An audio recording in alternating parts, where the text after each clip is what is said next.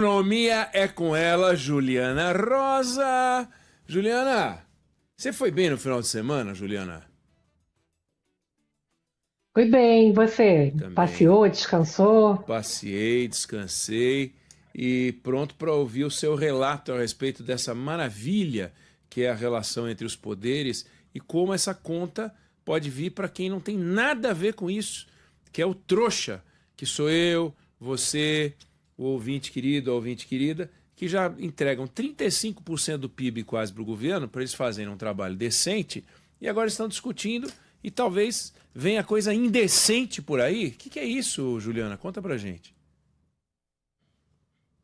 O clima azedou ali totalmente, né, o Ineg, entre o governo e o Congresso, e quem paga essa conta, como você colocou bem, é sempre a sociedade, né? Somos nós que pagamos esse toma lá da cá político que, nesse momento, tem um potencial gigantesco aí de uma pauta bomba que, dependendo dos cálculos, chega a 100 bilhões de reais nos próximos anos.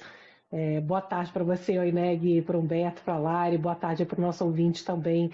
Essa pauta dominou completamente a discussão, porque a gente já está aí com uma dificuldade grande de conseguir entregar as metas das contas públicas, estamos aí discutindo um juro que está num patamar muito elevado e o absurdo da gente discutir se a taxa de juros ela vai cair de 15 para 13 ou para 12, ou seja, vai sair de um patamar extremamente alto para muito alto, né? Vai continuar alto, que é sempre essa mesma discussão e tem o principal motivo a questão das contas públicas. A gente vê aí agora a Câmara dos Deputados e o Senado Federal com uma rixa aí com o governo, ali principalmente no Senado, a gente tem um potencial de pautas bombas enorme. A gente falava aqui na semana passada daquele projeto de lei que permite a aposentadoria com salário integral, mais o reajuste das aposentadorias pelos salários da ativa, de funcionários da saúde, né? Não que não mereçam, obviamente merecem demais. A questão é ter dinheiro para pagar, né? Você ter receita para poder dar conta da criação de despesas. E tudo isso porque o presidente do Senado não gostou do presidente Lula ter indicado o advogado-geral da União, Jorge Messias, para a vaga do Supremo Tribunal Federal e não o senador Davi Alcolumbre, que era o nome que ele defendia e grande parte ali dos senadores. Então, a ideia ali, Oineg, que os analistas estão me dizendo é que o Senado até deu uma brecha ali para negociação ao votar um projeto de lei e não uma PEC, né, uma proposta de emenda à Constituição, que era o projeto que tinha o mesmo teor, que já tinha sido aprovado pela Câmara, mas a PEC não pode ser vetada pelo governo e um projeto de lei pode.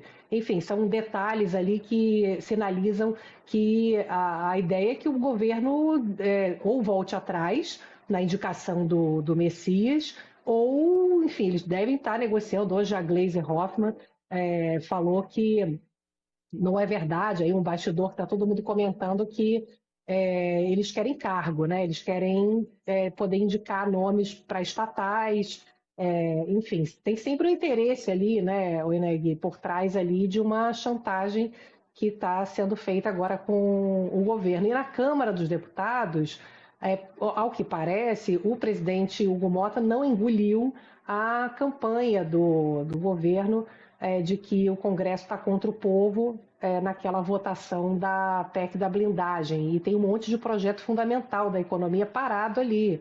A questão da regulamentação da reforma tributária, que começa a valer no ano que vem, o próprio orçamento e o projeto orçamentário, a discussão toda parada e a poucos dias do recesso parlamentar. Afinal, já estamos em dezembro, né, Oineg? Quem paga essa conta somos nós. O juro é reflexo de uma dívida pública que não para de subir e cada vez mais se pede mais para poder financiar a dívida do país, para comprar título público e num ambiente de alto endividamento e um crescimento que não consegue ser maior nem se sustentar por conta desse juro que é inviável para qualquer economia que se preze aí, que queira um futuro melhor de desenvolvimento econômico, né, Enem?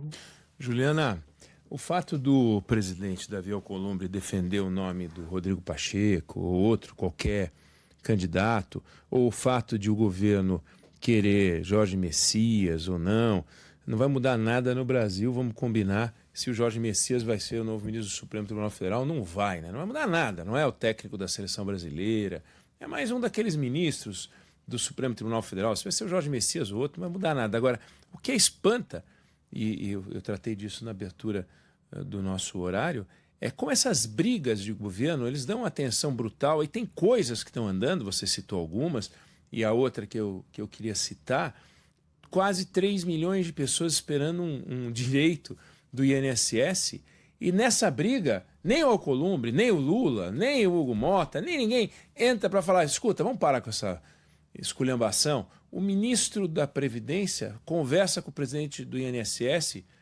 por textos, por ofícios, eles já não se falam. E eles têm que gerir o maior programa social de pagamentos, que é o programa de aposentadorias e outros benefícios, BPC e outros tantos. E o Brasil travado. Então, está travado pelo que você falou, está travado aqui na gestão, e depois a gente olha e fica fazendo...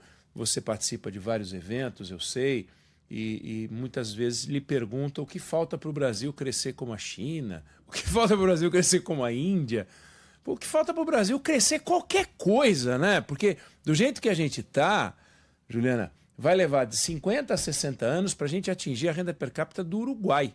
Eu não queria esperar tanto. O que você acha, hein? Exatamente. Não, Eneg, eu estava vendo, inclusive, essas discussões estruturais, né? A gente ampliou a expectativa de vida, mas diminuiu, né, o ritmo de expectativa de vida para a gente chegar ao que existe hoje no Chile, por exemplo. A gente vai ter que esperar muitas décadas, né? Porque a gente tem uma série de questões estruturais de gravidez na adolescência, né? Enfim, a gente tem questão da violência, né? Que agora você vê que tomou uma proporção, né? Que parece que se perdeu o controle, né? Hoje com a questão do crime organizado. Então são tantos assuntos importantes, né, Ineg? E a eleição está aí, né? 2026, a gente até agora não está discutindo nada de questão estrutural, né? Estamos discutindo briga política, né? Agora quem que vai ser o candidato que vai enfrentar o presidente Lula, Sim. que é a única presença certa, né? Que vai tentar a reeleição, Sim. né? Pois é. Enfim, essa é a discussão, né? Qual é a pauta, o que cada um vai propor, né? Nada disso tá sendo discutido. É inacreditável. E a gente corre o risco de ir para a terceira eleição presidencial sem programa de governo. Bolsonaro foi eleito sem programa de governo. O presidente Lula foi eleito sem programa de governo. Eles não tinham programa de governo. Tem aquela besterol que eles mandam para o TSE que não quer dizer nada, mas é projeto de país. Qual é o projeto de país que o presidente Lula apresentou em 2022? Aliás, qual foi o projeto de país que o presidente Bolsonaro apresentou em 2018? A gente não tem a menor ideia. E você chamou a atenção agora para um ponto, se eu já estava preocupado, qual é o projeto de país que essa gente tem, né? O cara da direita, o cara da esquerda, eles querem dizer que eles são salvadores da pátria. Agora, eles vão salvar a pátria como, né? Fazendo o quê, né? A gente não tem a menor ideia, né, Juliana? Exatamente, Oneg. Agora a discussão é qual vai ser o nome da direita. O pessoal da economia só fala isso. Quem vai disputar a eleição com o presidente Lula, né? É alguém da família Bolsonaro? É o Tarcísio de Freitas, governador aqui de São Paulo, um outro nome? Então, por enquanto, assim, na verdade, a gente está sempre discutindo nomes, né, no país, né, Oneg? A gente nunca está discutindo projetos de país, a gente está discutindo nomes. Que é o que está acontecendo hoje no Congresso, né? Não é um Congresso que representa a sociedade, não está ali em prol da sociedade, está em prol de si próprio, né? É o que está acontecendo hoje no país, essa tristeza, né?